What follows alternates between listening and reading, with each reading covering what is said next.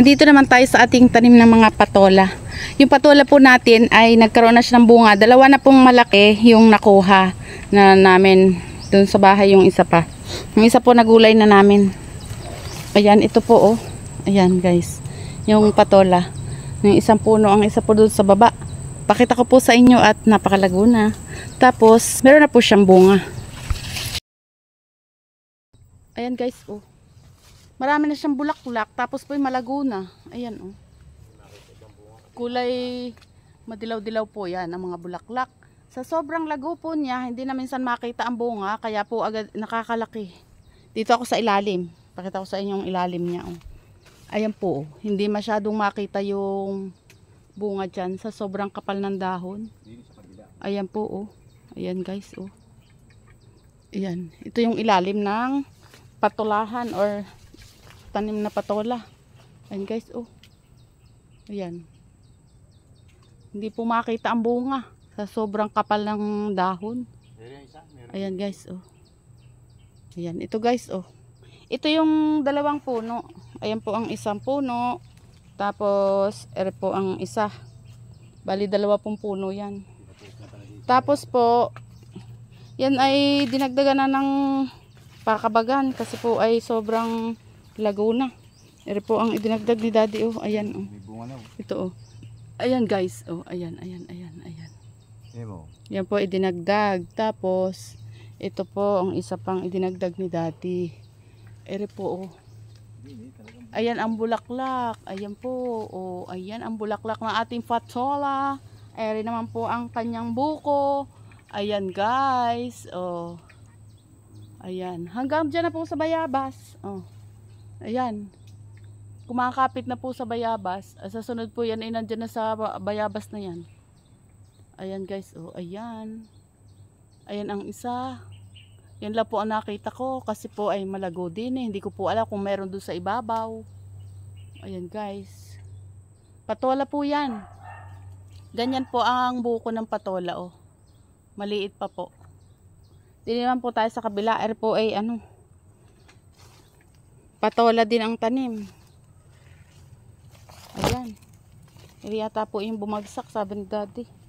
Sobrang bigat. Nung pong bumagyo, bumagsak. Ayan po oh.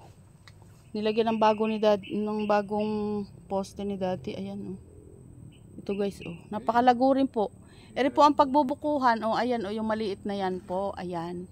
Tapos yan po ang bulaklak oh. Ayan po oh, maliit na bubuk po itong hindi natin makita. Sobrang dami po kasi at ng dahon, makapal. Ere po, may bunga din yung isa na kitang-kita na. Ere po oh. Ayan, puro po bulaklak at pagbubukuhan yung mga ano nakikita kasi umano na po, gumanda na ulit. Ayan guys oh. Napakalago po oh. Kung ari po ay tatalbosan, napakarami pong matatalbos. Ere po ang bunga. Ayan guys, ang bunga. Oh, ayan. Napakalago pa po din sa ilalim. Tingnan nyo po oh. Makapal ang dahon. Kaya hindi po makita ang bunga. Ayan oh, bulaklak ulit. Ayan, bunga ulit. Tapos ayun, nakakuha si daddy ng isa. Maliit na bunga. Ere, nakita ko ng isa pa din ng ano, buko. Ayan po.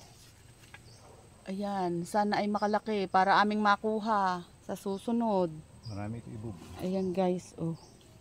Maraming bulaklak po. Sana po ay makatuloy yan pagka ano, sa susunod ay bumunga at makita naman ay bunga. Ayan oh, bulaklak po ng ganyan po ang mga bulaklak niya. Ayun, papunta po doon. Marami pong bulaklak. Ayan, sa sunod po siguro ay bunga naman yan. Kagaya po nito oh. Ayan oh. Tsaka po ito. Ayan guys oh. Ito. Malaki na po ito. Makakatuloy na po yan.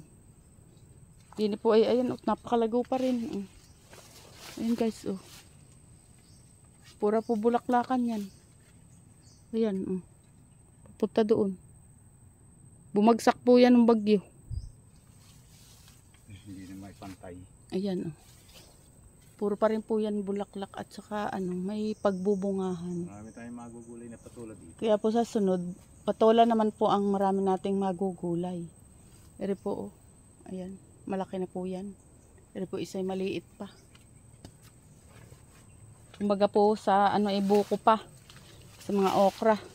Pero po hindi makakatuloy. Oh. Ayan po. Kasi po madilaw-dilaw na. Ere po, ayan, may posibilidad po yan makatuloy. Kasi yan po yung maganda ang pagkakaano, hindi po madilaw. Yan po yung sunod na bubunga. Ayan guys. Oh. Sa sunod po yung marami na yung bunga. Ang atin naman pong magiging gulay ay ang ating mga patola. Ere po ang ating okra na ngayon, i-update ko po kayo. Ayan. Iilan na po ang bunga, ganyan na lang po. Minsan po ay, ang tawag dyan ay bukyot na. Pero po, may nabunga pa rin po. May nakukuha pa rin pong panggulay. Ayan po, oh. Patola natin. Mabulaklak pa rin din, oh. Ayan guys, oh. Ayan. Ayan. Pagkatapos po ng ating mga okra na iring tanim, ayan naman pong ating mga patola ang bubunga at maaani natin. Pagkatapos naman po nitong ating mga patola, meron naman po ulit. Yun naman pong kamote. Ang kamote po natin ay malago na rin din. Ayan po ang ating mga okra. O hindi na masyadong marami ang bunga. Pag tagal-tagal din ng buwan, December, sakop ito lahat ng kamuti. Ayan po, oh. Yan na po ang ating okra. Hindi na po sobrang dami. Ayan guys, oh. Sasakopin na ito ng kamuti. Ang ating okrahan. Ayan guys, oh. Ayan, Kamuti ng mananay mga dito. okra.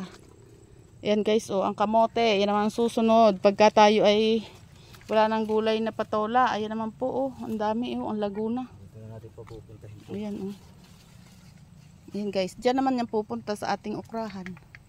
Katapos po ng ating mga tanim na okra, patola. Katas ng patola. Ayan naman pong mga kadyos natin at saka yung ating kamote.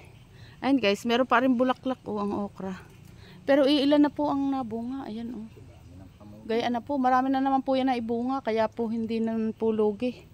Ari po, oh. May bulaklak pa. May magugulay pa po. Hindi na nga lang po makakabenta. Ayan po, oh. Ang ating pang ano. Oh. Patola. Napakalago po. Ayan. Lalo na po pag sa ibabaw siguro. Mas malago. Ayan. Ang ating mga patola. Ayan guys. Ang update sa ating patola at sa ating mga gulay na tanim.